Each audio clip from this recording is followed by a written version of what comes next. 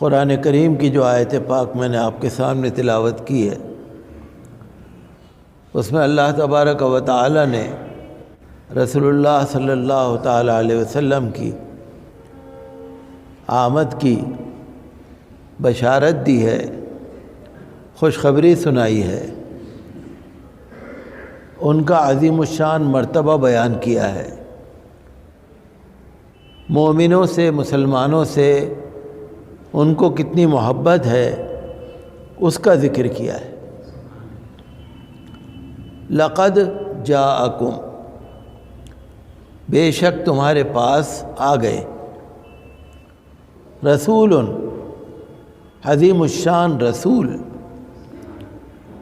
من انفسکم، جو تمہارے ہی اندر سے ہیں،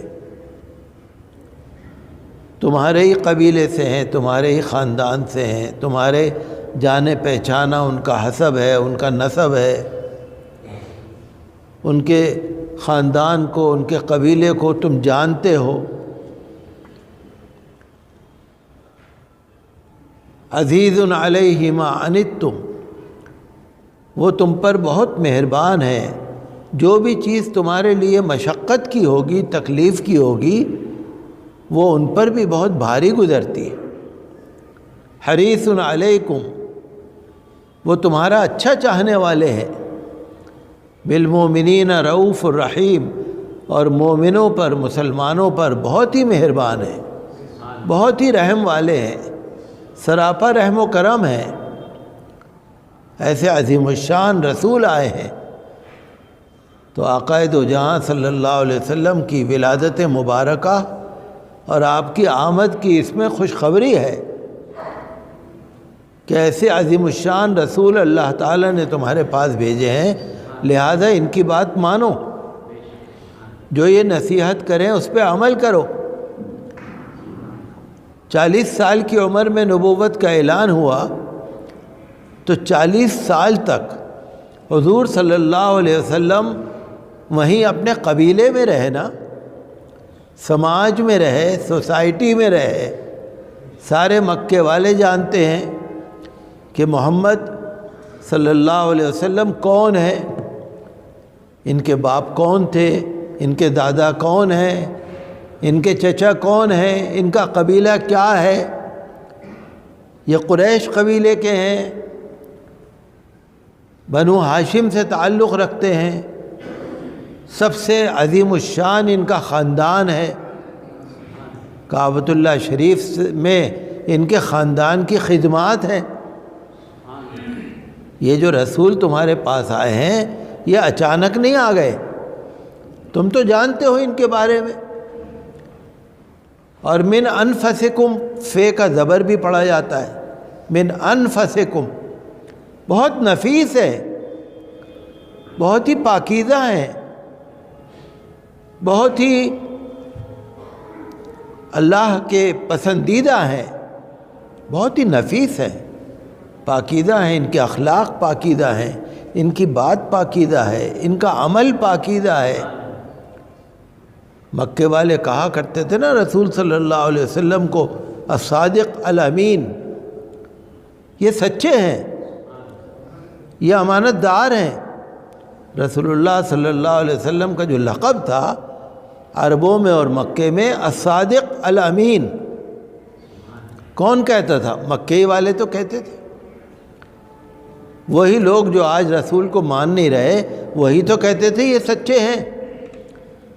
ساری دنیا جھوٹ بولتی ہے، لیکن یہ سچ بولتے ہیں۔ اگر کوئی سچا انسان ہے مکے کی سرزمین پر، اگر کوئی سچا انسان ہے تو یہ محمد ہے صلی اللہ علیہ وسلم۔ یہ تو عرب مانتے تھے، کہتے تھے الصادق الامین، بہت ہی امانت دار۔ سارے دھوکے باز ہوتے تھے، مکار ہوتے تھے، ایماندار نہیں ہوتے تھے، لیکن یہ ایسی عظیم الشان ہستی ہیں کہ امانت میں حفاظت فرماتے ہیں۔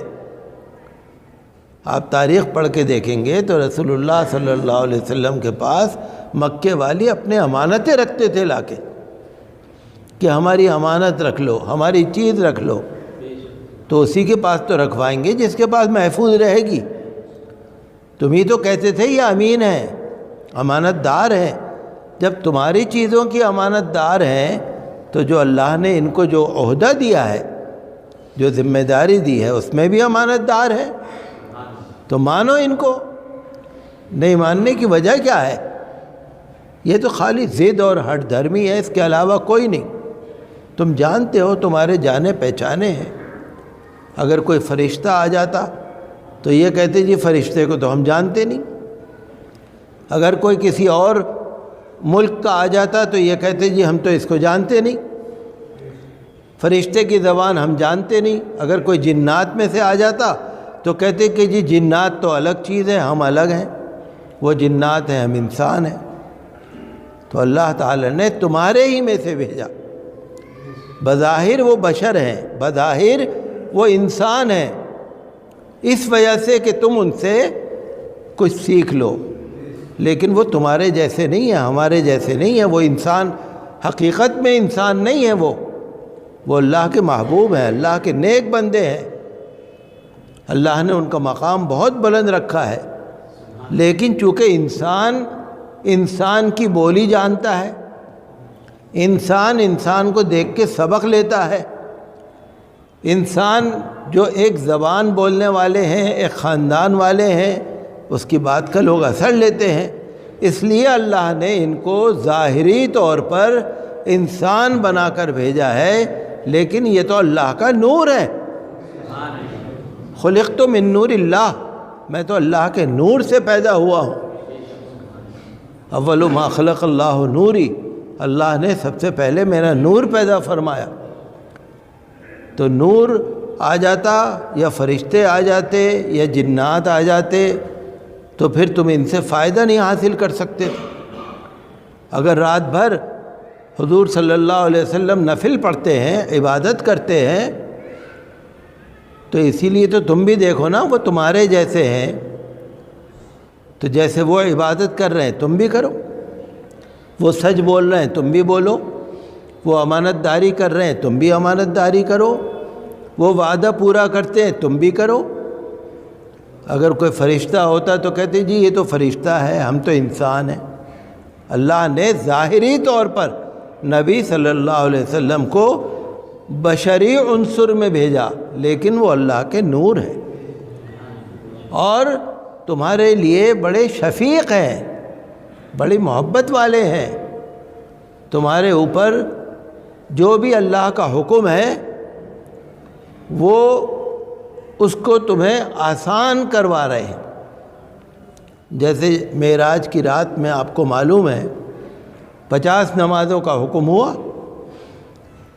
اور ہم پڑھتے ہیں 5، تو 50 کا حکم ہوا تو کم کس نے کرایا؟ اللہ کے رسول نے تو کرایا۔ بہت سارے ایسے معاملات ہیں کہ اللہ کے رسول صلی اللہ علیہ وسلم کی وجہ سے ہمارے دین میں آسانیاں ہوئی ہیں، چونکہ وہ رحمت للعالمین ہے اور مہربان ہے، سراپا مہربان ہے تمہارے لیے۔ تو جو تمہارے لیے مہربان ہو، جو تمہارا اچھا چاہتا ہو، جو تمہاری بہتری چاہتا ہو، جو تمہارے لیے دنیا میں بھی اچھا چاہتا ہو، آخرت میں بھی تمہارے لیے اچھا چاہتا ہو، تو کم از کم اس کی بات تو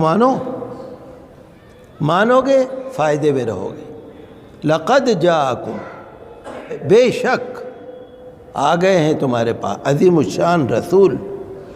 تو آقا صلی اللہ علیہ وسلم کی آپ پوری سیرت پاک پڑھ لیجئے، آپ کی تمام زندگی پڑھ لیجئے، تمام حدیثوں کو پڑھ کر دیکھ لیجئے، قرآن شریف کی تمام آیتوں کا ترجمہ تفسیر پڑھ کے دیکھ لیجئے۔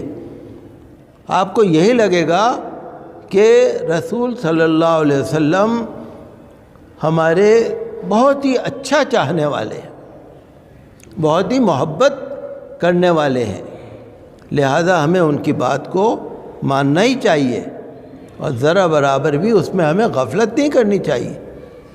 یقین رکھو یہ جو بتا رہے ہیں تمہارے فائدے کا ہے۔